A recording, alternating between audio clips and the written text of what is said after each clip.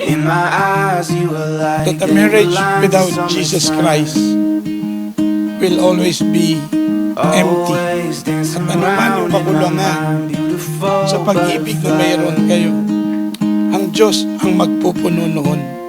But without Jesus Christ in your marriage, it will always be a one failure. choice I can make. I choose you over and over again. Only you. Every day till this world ends. There's no mountain I wouldn't climb, thing that I wouldn't try, nothing that I wouldn't do. I choose you. There's no mountain I wouldn't climb, thing that I wouldn't try, nothing that I wouldn't do. I choose you.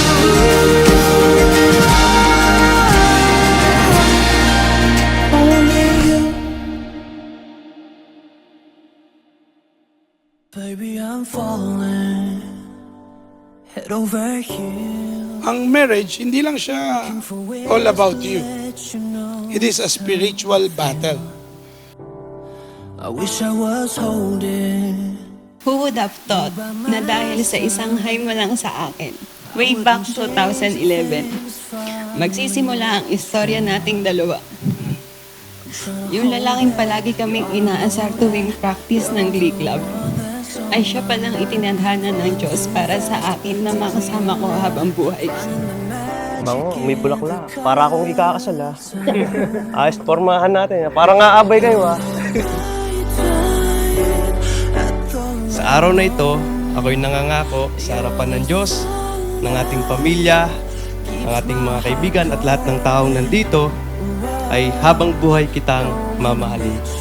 Tutulungan kita na maabot ang ating mga pangarap, hindi ka iiwan kahit anumang pagsubok ang dumating sa ating buhay. At alam natin na hindi madali ang bagong landas na tatahakin, pero lahat ng ito ay ating kakayanin. Yan. Para maayos ang mamaya paglalakad ko. Para sa aking kapatid, sa iyong araw ng kasal, kakaibang saya ang aking nararamdaman sa pag-iisip na makakasaksi ako ng inyong pangako sa iyong minamahal na si Gian. Ang ligaya ay bumabalot sa aking puso at pag-iisip na makikita kitang aking kapatid sa pagsisimula ng panibagong ito. Diyan, first of all, congrats sa ating dalawa.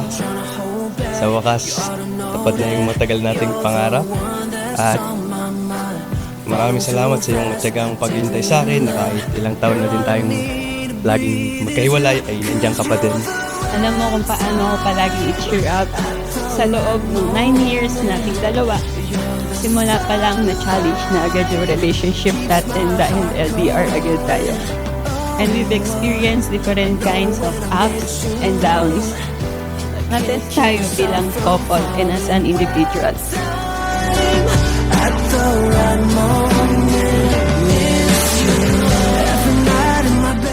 Lester, Gian, buo na kayo ng pamilya. Dapat i-prioritize nyo ang Diyos, hanapin ng kanyang kalooban para sa inyo upang sa ganon, success ang inyong mga plano sa buhay at ang mga sa future plan nyo. You don't need to worry alone, my love. We will conquer everything together and God as the center of our family. Ito na, finally, after 3 years na inantay natin at 3 beses na na-move yung date, nangyayari na. Always remember na mamahalin kita till my last breath. Wishing us all the best and God bless ating magiging married life. And again, congrats sa atin. I love you. Two lives united in friendship, two friends united in love, one love united in Christ. At Jasper, Gian, alam namin na masaya kayo ngayon. Yung nararamdaman yung pagmamahalan sa oras na ito at yung kagalakan nyo, nawain ko naging matatag tuwing sa lilipas ng mga taon at sa mga marami yung anniversary. Pagpalain kayo ng Panginoon sa pagkakaroon ng maraming mga anak.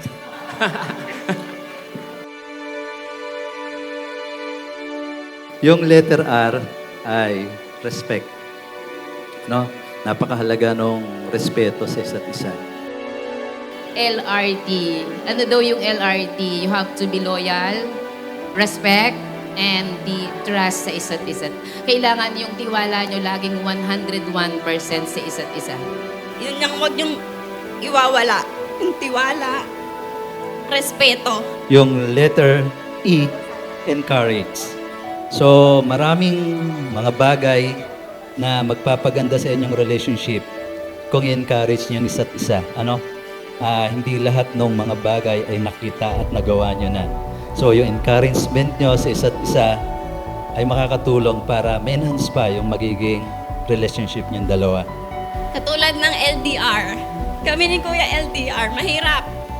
Pero lagi niyong pipiliin mag-stay sa isa't isa para hindi masira yung relationship niyo. Bagong chapter ng buhay mo, anak, na may asawa ka na. Dalangin ka sa Panginoon na patuloy kayong i-bless ni Gian, magiging anak nyo. Mahalin mo si Gian, maging mabait na asawa ka sa kanya.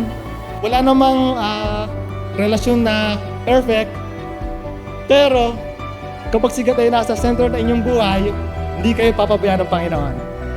And at the end of the day, pag ang mag-asawa nasira, both of you will feel guilty. Lives of the children are affected. Magpakatatag kayo upang magkaroon kayo ng isang matatag na pamilya. Napakapalad ko kasi ikaw ang mapapangasawa ko at naniniwala ako na magiging mabuti at tapat kang partner para sa akin at magiging mabuting ilaw ng tahanan ng ating sisimulang pamilya. Let God be the center of your relationship talaga. Do you pledge yourself to her in love and honor, in all duty and service, in all faith and tenderness? Do you promise to live with her, cherish her, according to the ordinance of God in the holy matrimony, holy bond of marriage? Opo. Gian, do you take this man to be your wedded husband? Do you pledge yourself to him in love and honor, in all duty and service, in all faith and tenderness?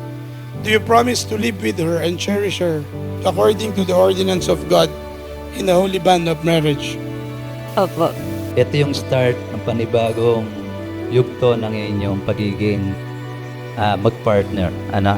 Binibless ko kayo, anak, sa pangalan ng Panginoon Jesus na maging maayos ang pamumuhay nyo, magiging apo namin sa inyo.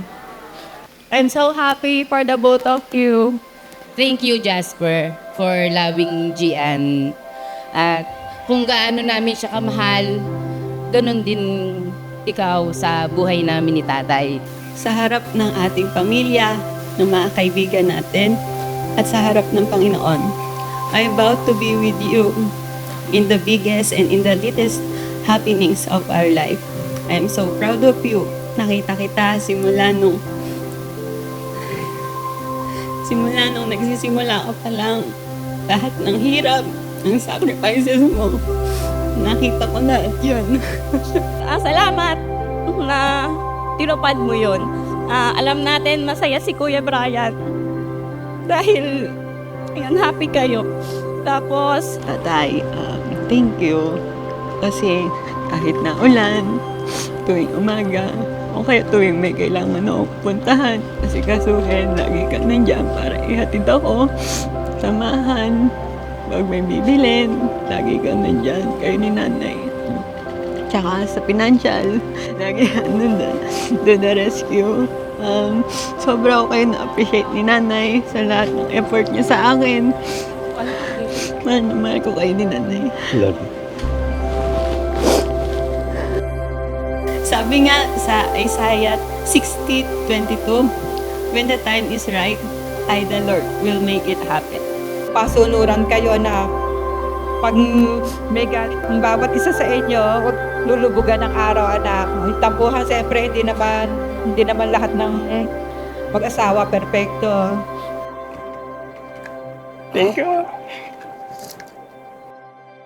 I vow to celebrate life with you, to brave the winds with you. Pangako, mahal, sa bawat ikaw, asahan mo na palaging meron ako.